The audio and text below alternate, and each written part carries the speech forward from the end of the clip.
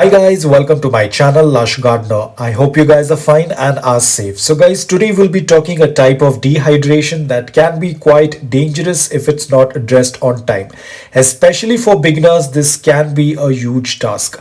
Now guys, usually I tend to do a routine check of all of my succulents, and when I was doing a routine check, I noticed that there is one particular succulent that doesn't look quite happy. So I noticed that this particular succulent is getting dehydrated and looks quite thirsty, but it is nothing related with my watering schedule because I have been giving the same amount of water for all the other succulents. As you can see, all the other succulents look very well hydrated. They are opened up. They do not have any wrinkles, but only one particular succulent, that is this one, is looking slightly weak and it is not looking quite happy and healthy.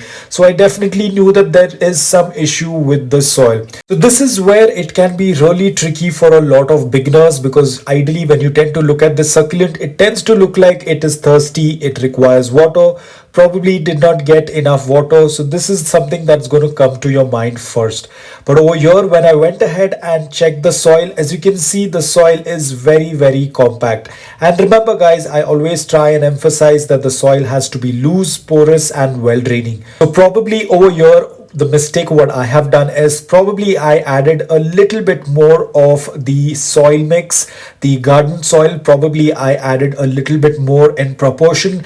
That is the reason why I can see that this particular pot, the soil is very compact. Now this could be one of the reason why the succulent is not able to absorb water while the others are doing quite well. This particular one is not able to absorb any water. So as you can see, the succulents in the other pots are doing quite well. You can see that the soil is very loose. When you tend to poke the soil, you can see the soil is falling apart. This is the type of soil we tend to need for our succulents. But the one succulent that is getting dehydrated or is not able to absorb the water, and I have a strong feeling that this is because the soil is very compact. It is trying to suffocate the root ball and it's not letting the succulent absorb any water, because all the other succulents are doing quite well. So I'm just going to do a quick check. As you can see, I am trying to poke the soil, but the soil seems to be rock hard. It's very difficult for the succulent to grow in this. So the next thing what I'm going to do is I'm going to uproot the succulent completely.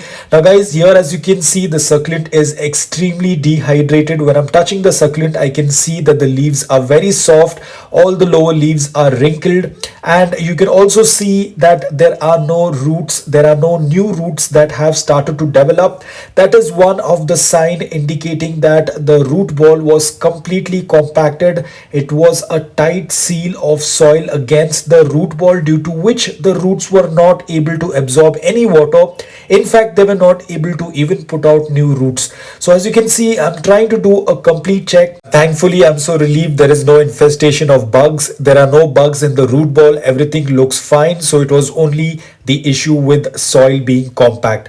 Probably I added a little bit more of garden soil, and probably I did not filter it completely, due to which the soil started to get compact. As you can see, almost 70% of the soil tends to look very gritty, but again it is slightly getting compact. I think that is because of the amount of dust in the soil that was present and which was not filtered properly. So I'm going to do a double filtration over here. As you can see, the moment I'm trying to filter, I can see a lot of fine dust that is falling apart. So this fine dust is something that tends to make the soil very compact. In fact, it has a very high content of clay properties. Basically, it tends to bind together, due to which if you have this excess in your soil will definitely start to get compact. So it's always better to get rid of the fine dust. Also, there is a lot of debris and dry roots in this, which I will clean. Also, the dry leaves, I'll take off everything and try as much as I can to filter off the dust from this soil.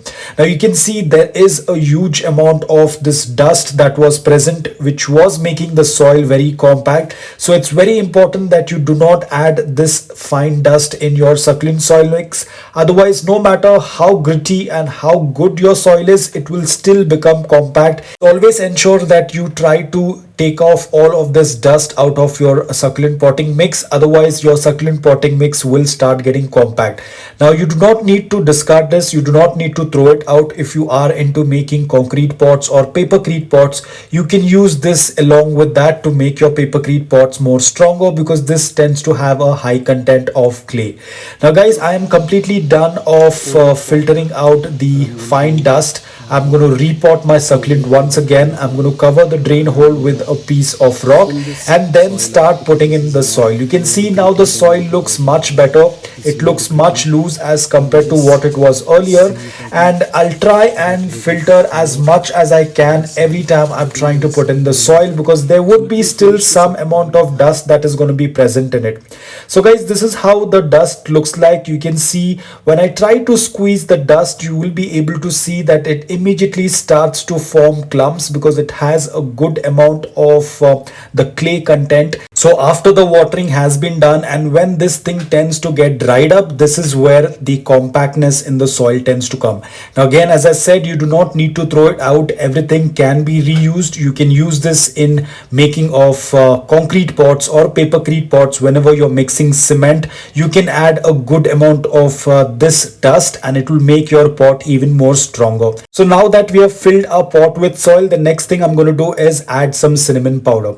Now this is where guys it gets a little tricky, so I wanted to make this video especially for beginners, because a lot of times I've seen a lot of people show me the pictures of the succulents which are extremely dehydrated, and they tell me that they have watered it recently but the succulent is still not getting hydrated. So this could be one of the reason. And why is it so dangerous is because you will be doing a wrong diagnosis. Basically what happens over here is you feel that the succulent is thirsty, you go ahead and water it. This is what you see in videos, this is what you have read in articles, that when the succulent is thirsty it tends to get wrinkles and it looks very dehydrated. So you do the same thing, you follow the procedures and you add water, but unfortunately the succulent is not getting hydrated. Now as you are a beginner, you're not quite aware about the soil compactness, so you go ahead and add in a little bit more water. Again, there are no changes because this was not related with a regular dehydration, but this was related with soil dehydration. There was some issue in the soil which you were not able to understand. Now what you're going to do is, because the succulent still looks very dehydrated, still looks very thirsty, you keep on adding water. And at one point what's going to happen is your succulent will get rotted.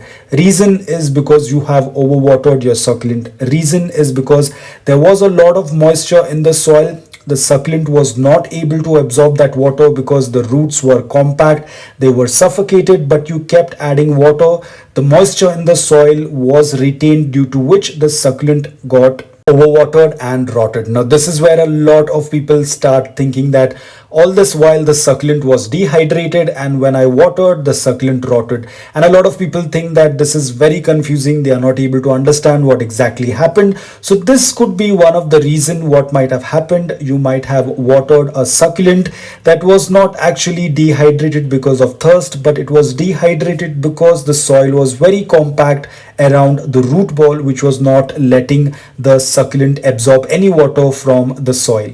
So now that we have put the succulent in the soil, we're just going to let it sit for a day or so. Because the succulent is very dehydrated, we will water the next day.